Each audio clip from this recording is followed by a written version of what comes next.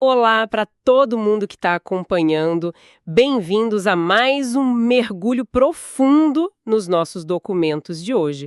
Eu sou a anfitriã dessa nossa análise e, bom, tô super animada e preparada para decifrar um material bem denso com a ajuda do nosso especialista aqui. Olá, é um prazer estar aqui de novo. E olha, preparado eu também tô, porque o desafio de hoje é grande, viu? Temos muito o que desbravar nessa sessão. Nossa, com certeza. E para quem está nos escutando e quer entender o tamanho do desafio, imagina a seguinte cena. Pensa que as portas de um ginásio de esportes gigantesco se abrem, o eco lá dentro é tipo ensurdecedor. Aham, aquela confusão de sons, um monte de coisas acontecendo ao mesmo tempo. Exatamente isso. Num canto tem um pessoal arremessando oponentes no tatame, de um jeito super fluido, usando judô. Aí lá no outro extremo tem alguém quebrando tábuas de madeira com uns golpes super precisos e secos de karatê. E mais adiante, uma roda de capoeira. Que parece quase uma dança, né? É. Desafiando a gravidade e tudo mais. Isso. E na superfície, para qualquer pessoa que está só ali observando da arquibancada, é um caos total. São uniformes diferentes, regras diferentes, idiomas e posturas que, assim, não se parecem em nada. E se o olhar de quem tá de fora ficar restrito só a essa casca, a impressão imediata é de que não tem absolutamente nenhuma conexão entre essas práticas. Nenhuma mesmo. Parecem mundos isolados, desenvolvidos em planetas diferentes. Mas é aí que a coisa fica realmente fascinante e onde a nossa missão ganha vida hoje. Pois é, porque todas essas artes marciais, por mais distintas que pareçam, dependem exatamente das mesmas leis implacáveis da física. Exato. O judoca e o karateca, eles estão manipulando a mesma gravidade. Eles usam as mesmas leis de alavanca, de momento, de transferência de peso. A física por trás da ação é universal. E essa analogia assim, perfeita para a gente decodificar a nossa pilha de documentos de hoje, porque a gente tem na mesma uma verdadeira montanha de textos e diagramas. Nossa, nem me fale. É uma sopa de letrinhas intimidadora do mundo corporativo, do design, das forças armadas, tudo sobre a arte de resolver problemas. É PDCA, ciclo ODA, processo A3, design thinking. Estratégia Disney e por aí vai. E o primeiro instinto quando a gente olha para tudo isso, com aquele monte de setas e jargões, é simplesmente fechar a pasta e fugir. Sim, dá uma estafa mental só de passar os olhos pelo índice. Mas o nosso objetivo para quem está escutando hoje é não deixar o cérebro fugir. A gente vai pegar essa complexidade e fazer a pergunta de $1 milhão. Que é descobrir qual é a física da resolução de problemas que opera invisível por trás desses documentos todos. Perfeito, porque tem que haver uma mecânica central.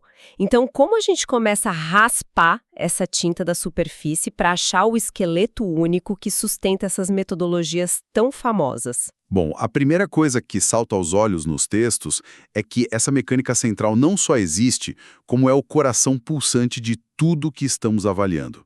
A essência não está nessas siglas que os consultores adoram vender. Ah, então não é sobre decorar jargão de escritório corporativo. Definitivamente não. O conceito que unifica tudo, desde o exército até o chão de fábrica da Toyota, é um ritmo. É um ritmo cognitivo muito específico.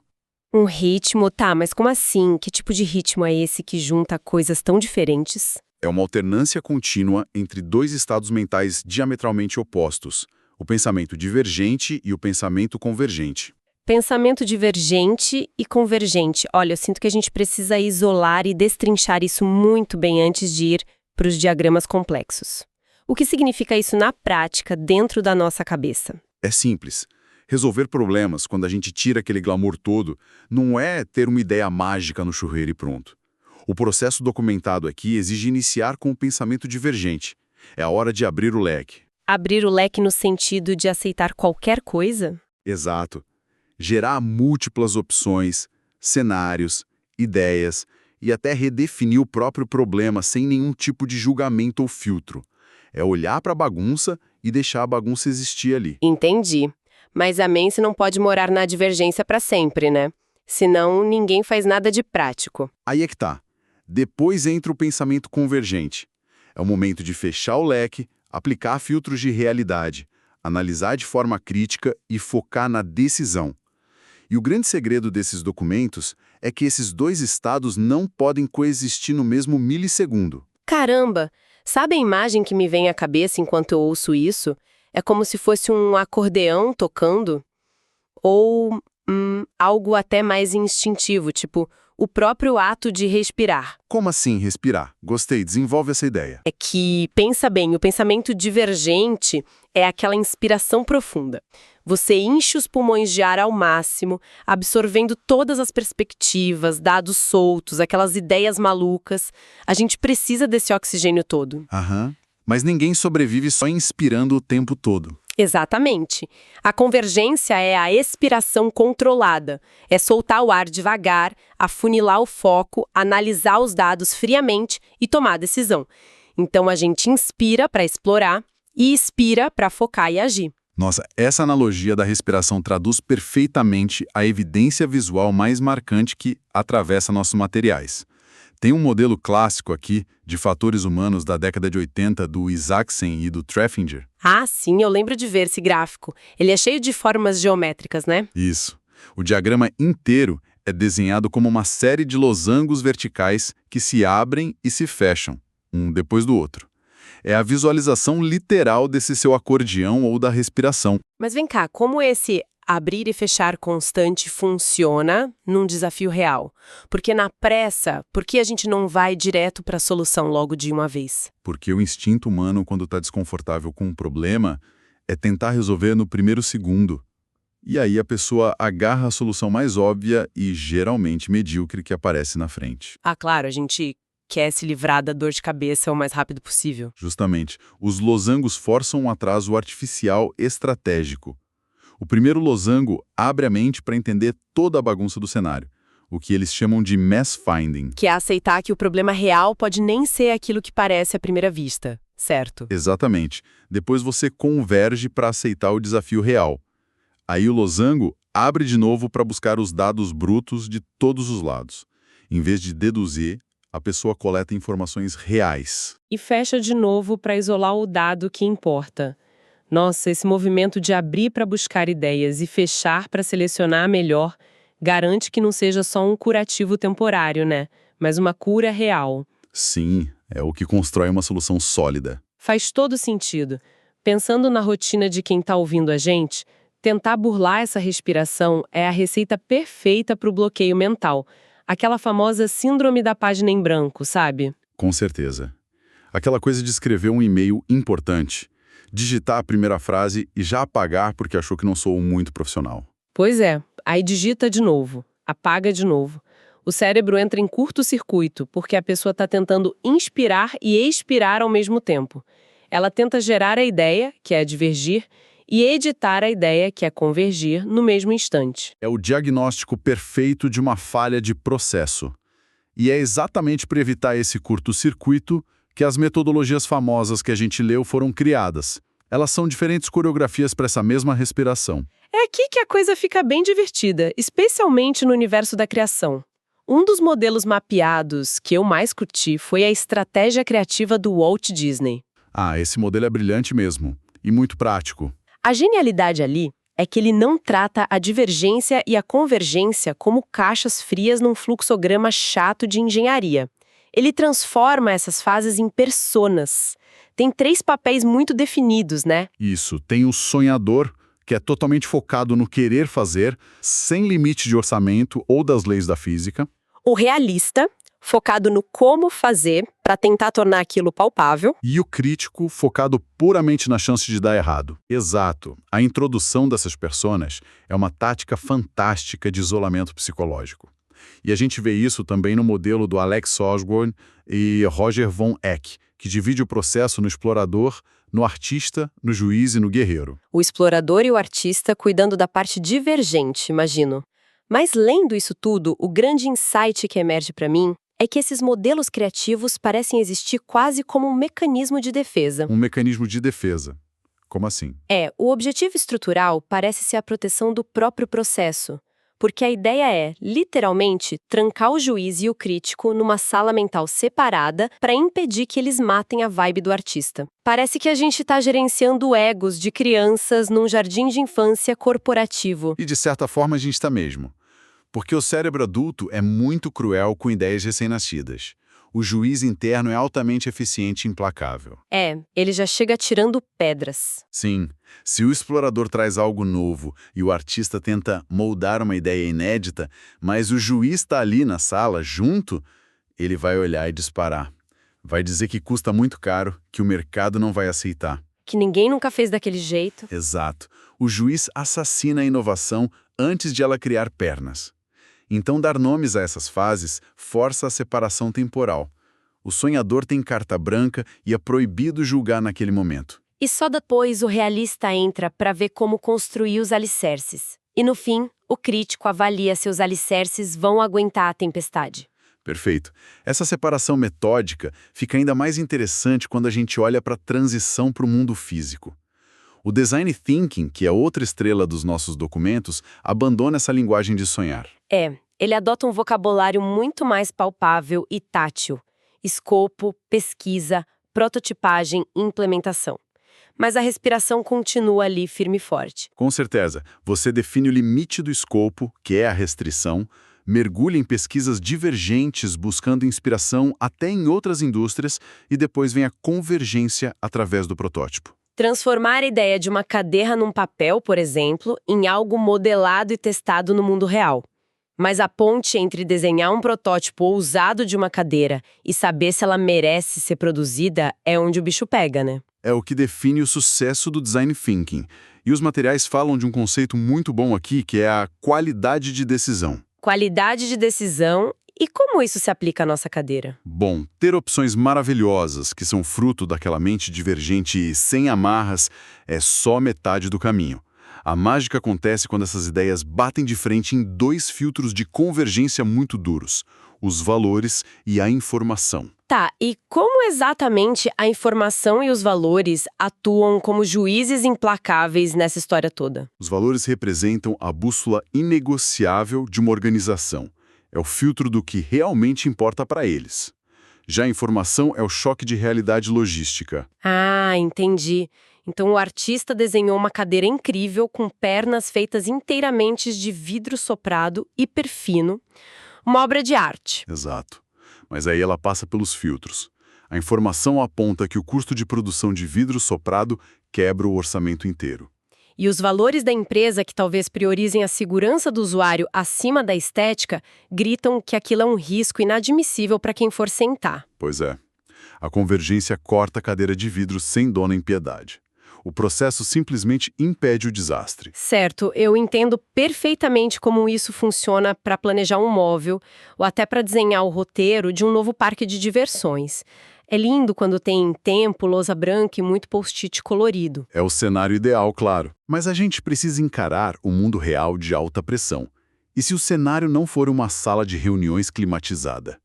E se uma máquina vital no chão de fábrica pegar fogo? Ou uma situação de combate, né? Isso. Dá para ser um explorador ou um artista com o cronômetro correndo e a vida em risco? Esse ritmo de inspirar e expirar não entra em colapso total sob pressão extrema? Olha, essa é a prova de fogo de qualquer teoria de gestão. Muitos modelos acadêmicos derretem aí, mas os documentos militares provam que a física da respiração se sustenta incrivelmente bem sob pressão. É mesmo? Qual exemplo militar fala disso? O exemplo supremo é o famoso ciclo ODA, o OODA. Observar, orientar, decidir e agir. Esse é aquele modelo criado pelo John Boyd para os pilotos de caça, não é? Exatamente. Foi desenhado para combates aéreos, onde o tempo de reação é medido em frações de segundo. E a mecânica da divergência e convergência está inteirinha ali, só que rodando numa velocidade absurda. Incrível. Então, o observar é captar a mudança no ambiente. O radar, a posição do inimigo, o som do motor, é aquela coleta bruta de dados de sobrevivência. Sim. Mas a verdadeira genialidade da sobrevivência sob pressão está no segundo O, o orientar. E o que diferencia a orientação da simples observação? Num caça a 1000 por hora, O piloto tem tempo de se orientar. A orientação é onde ocorre a divergência ultra-rápida.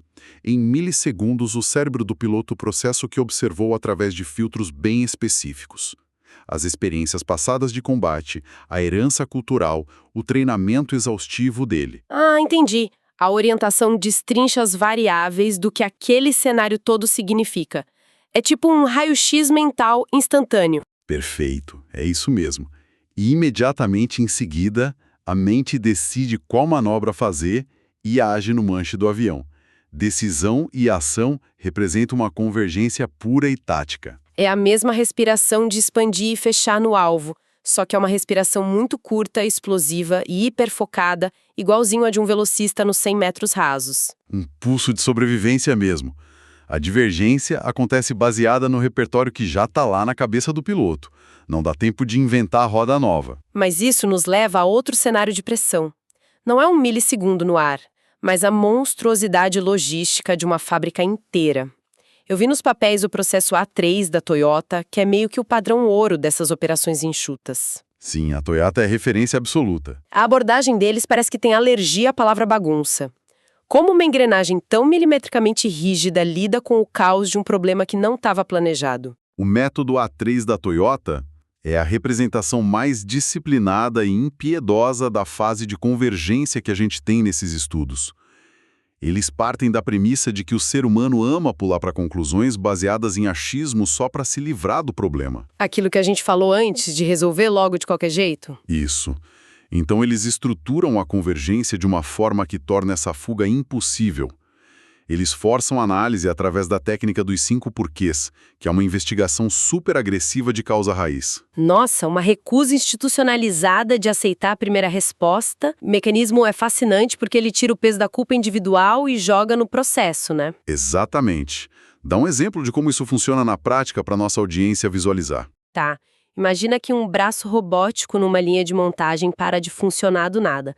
O operador vai lá e relata que um fusível queimou. A solução preguiçosa seria só trocar o fusível e dizer que foi azar. Mas o gestor treinado no sistema Toyota não para aí. Não para. Ele pergunta por que o fusível queimou. Ah, porque o braço robótico sofreu uma sobrecarga de energia.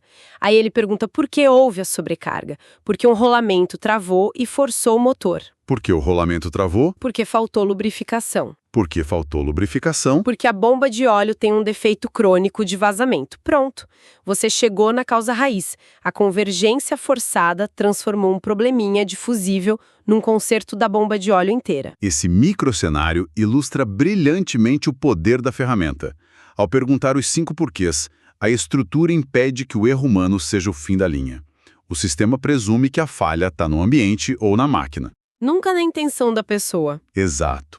E tem um elemento no modelo A3 que eleva tudo isso a outro patamar. Um passo vital que quase todas as outras metodologias comerciais simplesmente esquecem. O plano de acompanhamento. O famoso follow-up. Esse é o momento em que a teoria encontra a realidade nua e crua, né? Por que o documento bate tanto nessa tecla de não parar na execução do plano? Porque a ação em si não prova que teve sucesso. Trocar a bomba de óleo, no seu exemplo, é só uma hipótese sendo testada no mundo físico. Ah, claro, pode não resolver a longo prazo. Pois é, o material enfatiza que o aprendizado real só se solidifica quando a equipe se obriga a verificar se aquela medida gerou o resultado esperado. É preciso coletar métricas, observar o braço robótico rodando por dias. Se o acompanhamento revela que o problema persiste ou até migrou para outra área, quer dizer que a convergência foi mal feita. O ciclo exige garantir que a ferida curou e não foi só coberta com band-aid caro. Fechar o loop avaliativo é o que constrói a sabedoria institucional da Toyota. Olha, a gente acabou de fazer uma viagem muito impressionante. Saímos dos castelos nas nuvens do Walt Disney, mergulhamos num caça com o ciclo UDA e aterrissamos na frieza da investigação da Toyota. E tudo isso conectado pela mesma respiração cognitiva. Sim, mas tem um abismo gigantesco entre ter todos esses manuais impressos na gaveta e conseguir extrair valor na prática. Entender a teoria só serve para alguma coisa se a mente humana não entrar em pânico na hora H. O que nos joga de cabeça no conceito mais fundamental de todos abordados aqui. O fator humano. Sem ele operando na frequência certa, o diagrama de Design Thinking é só tinta no papel. E a folha da Toyota é um formulário inútil. O texto final destrói muito bem essa ilusão. Ele mostra que para destrinchar desafios, a pessoa precisa de iniciativa, para não paralisar diante da incerteza. Precisa de persistência inabalável diante das falhas, um raciocínio lógico sólido E habilidades analíticas profundas. Tudo isso dançando com a criatividade do pensamento lateral. Isso quebra aquele mito de que resolver problemas é um dom mágico ou um talento divino dos gênios da tecnologia. A mensagem é clara para quem nos escuta, é uma técnica, é um músculo. E como todo músculo, ele atrofia se não for forçado e praticado. O que nos leva à reflexão mais crucial da nossa investigação. O objetivo prático de ler tudo isso, e os autores batem muito nisso, é construir um arsenal interno, um portfólio robusto de estratégias cognitivas. Ninguém lê isso para decorar o que significa a sigla PDCA, ou para memorizar os nomes das fases da engenharia da imaginação, né? Ter um glossário na cabeça não apaga incêndio real. De jeito nenhum. O que se busca é o desenvolvimento da consciência situacional. Consciência situacional soa como um termo militar super tático. E é basicamente a clareza de saber quais ferramentas tem na sua caixa e, mais importante, saber instantaneamente qual ferramenta usar de acordo com a emergência. Exato. É conseguir ler o ambiente e diagnosticar. Será que esse é um momento que exige o caos criativo do artista? Ou é hora de invocar a frieza do guerreiro e aplicar a navalha analítica dos 5 porquês? É igual a um mecânico mestre, né? Que não precisa ler manual nenhum para saber que não se usa uma marreta para consertar um parafuso espanado. Essa é a analogia perfeita. Essa fluidez, a habilidade de transitar entre as metodologias sem sofrimento, só acontece quando o cérebro domina tão visceralmente o ritmo basal da divergência e convergência, que os diagramas se tornam obsoletos. A estrutura foi completamente internalizada. E esse é o ponto exato onde as peças do nosso quebra-cabeça se encaixam de um jeito incrível. Aquela sopa de letrinhas intimidadora lá do começo faz todo sentido agora. Fica tudo muito mais claro, né? Com certeza.